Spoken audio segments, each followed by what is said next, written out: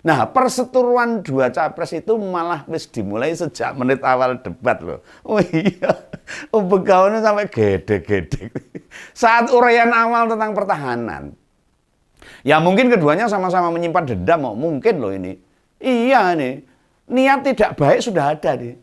Yang tak tersampaikan pada debat pertama yang lalu.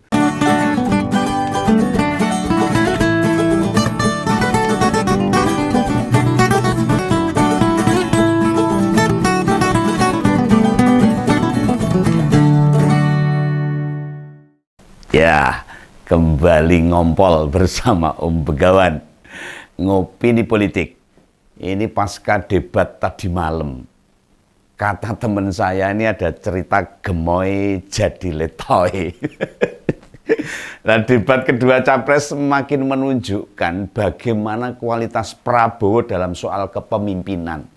Nah, jika sampai masih banyak orang yang mau memilih dia, nggak ngerti ini orang-orang ini terpikat apanya, Begawan orang mudeng ini.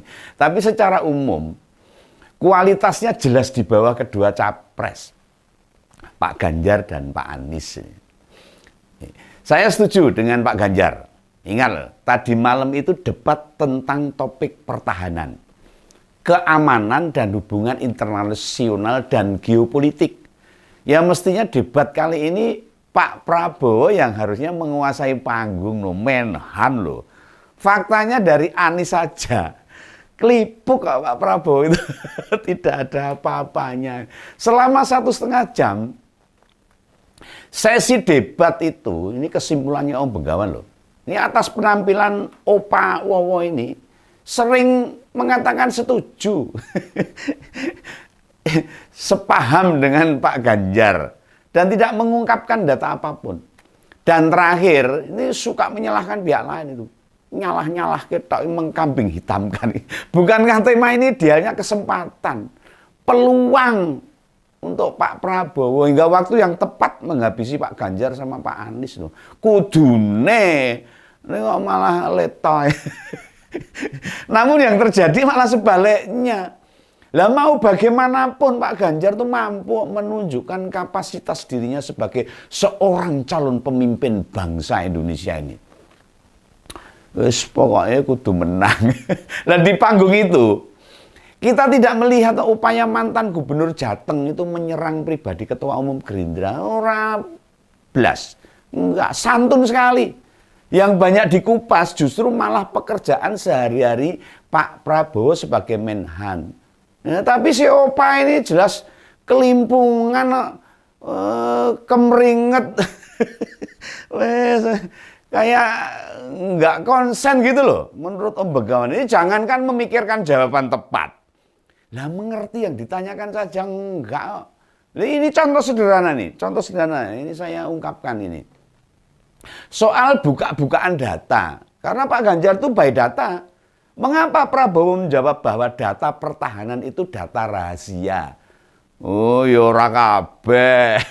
Dan bila mau tahu, dia mempersilahkan Pak Ganjar ketemu, ngopi bareng. Ini kan aneh. Lawang debatnya itu malam tadi kok suruh ketemu. Wes ora debat meneh itu namanya. Itu namanya diskusi. Bukan debat itu kalau mau ketemu ngopi bareng itu. Lah data keamanan dan pertahanan negara. Memanglah masuk undang-undang rahasia negara. Namun perencanaan pertahanan itu bukan rahasia negara loh. Yang dimaksud Pak Ganjar bukan membuka peta pertahanan kita. Wah itu rahasia. Nek kunangan ya diserang musuh gampang. Iya toh. Lagian dalam waktu singkat. Nggak cukup waktu memaparkan bagaimana sesungguhnya alutsista kita ini. Malah Pak Ganjar itu menantang siapapun di kubu Pak Prabowo mau membantu menolak atau membantah data yang beliau tampilkan. Ya ternyata renek. Tidak ada satupun yang berani maju. Maju kuliti tenan. Iya ini. Penampilan Pak Ganjar berbeda dengan Pak Anies. Yo kesan itu hanya ingin menjatuhkan harga diri Capres nomor 2, nyerang Pak Prabowo. Untung itu berdirinya nggak berjajar, berjajar gelut.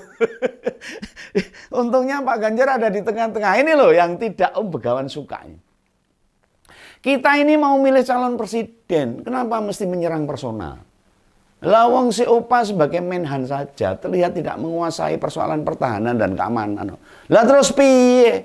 Lagi-lagi saat bicara pertahanan, visinya jadul, tahu jadul, kuno, kuna, kuno itu bahasa Jawa, kuna itu, jadul sekali, zaman dulu tuh. Dalam kesempatan di sesi awal, mantan menantu Pak Harto ini bilang pertahanan itu harga diri bangsa katanya.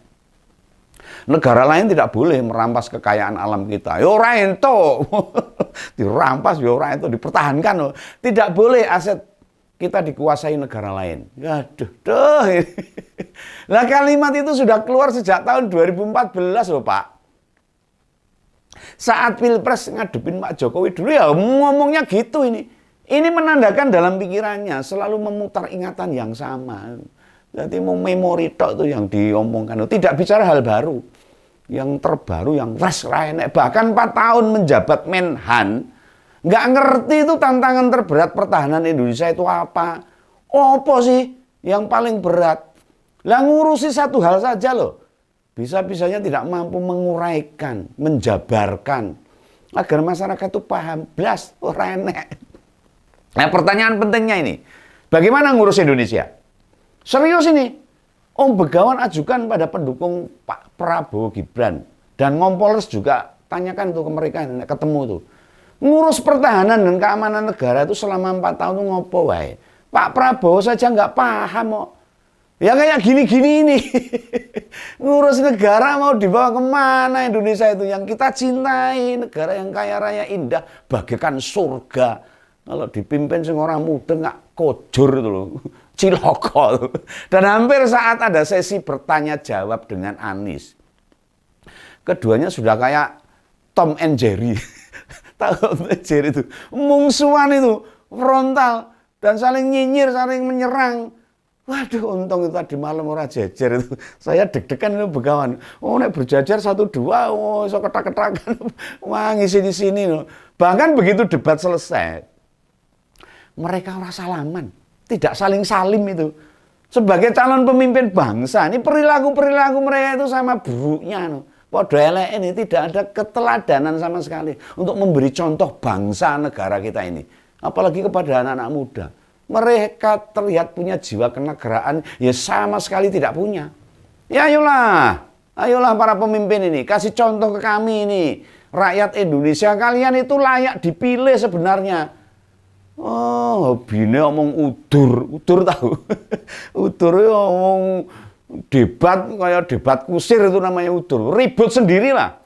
Dan hobinya saling menjatuhkan, itu pasangan nomor 1 dan 2 ini. Dan ngeri sekali itu waktu Pak Prabowo ditanya ulang mengenai etika.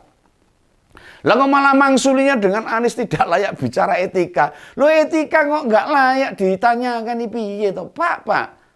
Mbah. Ini saya kalau panggil Mbah Wowo aja lah. Katanya Pilpres itu dibuat gembira, dijogetin. Untung nggak pakai melet-melet ini. Hanya senyumin aja. Lah dalam debat Pilpres, kok tetap masih emosi ini pripun toh Mbah? Ya harusnya nggak boleh nih. Jadi capres nomor 1 dan nomor 2 berdebat itu isinya saling serang. Wah, dar-dor itu. Saling menjatuhkan, saling mengejek. Nah, kita tidak menangkap ada hal substansial yang disampaikan. Orang naik plus nol putul itu loh. Niatan mereka tidak jauh dari upaya menjatuhkan lawan. Nah, perseteruan 2 capres itu malah wis dimulai sejak menit awal debat loh. Oh iya, Begawan sampai gede-gede. Saat uraian awal tentang pertahanan.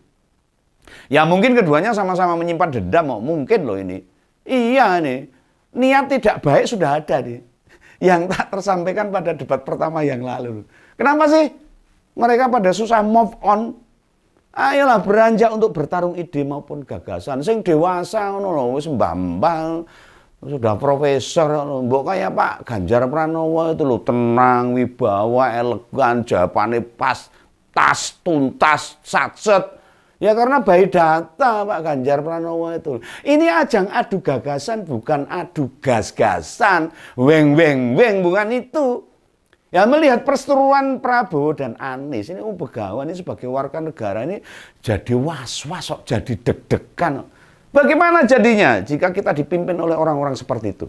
yang selalu menyimpan dendam. Ya bayangkan masa depan kita tahun 2029 bakal seperti apa no. So kacau no. Apakah Indonesia maju 2045 bisa tercapai bila mereka memimpin bangsa ini? Nah, bagaimana dengan nasib Om Begawan nanti? Nasib anak-anak kita nanti? Generasi-generasi muda ini. Lawang pemimpinnya malah sibuk dengan emosional pribadi. Senengannya mau menyerang penuh dendam. Wah, ciloko ini. Nah, coba putar ulang yang disampaikan Pak Ganjar. Ini tentang Pak Ganjar ini. Bukankah beliau banyak menyampaikan hal-hal yang membuat kita semua jadi ngerti, adem, jadi lebih paham, malah merasa terlindungi.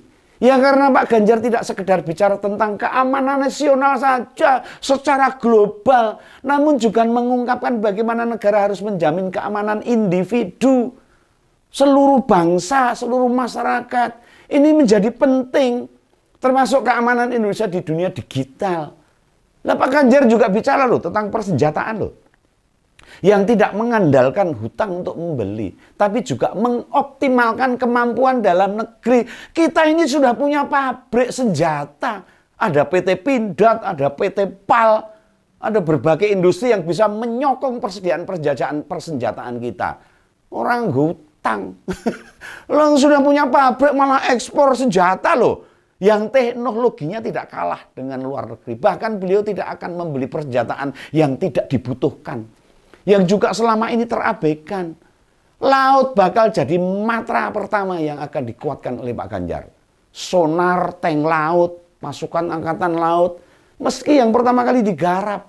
Karena untuk menjaga wilayah Indonesia ini.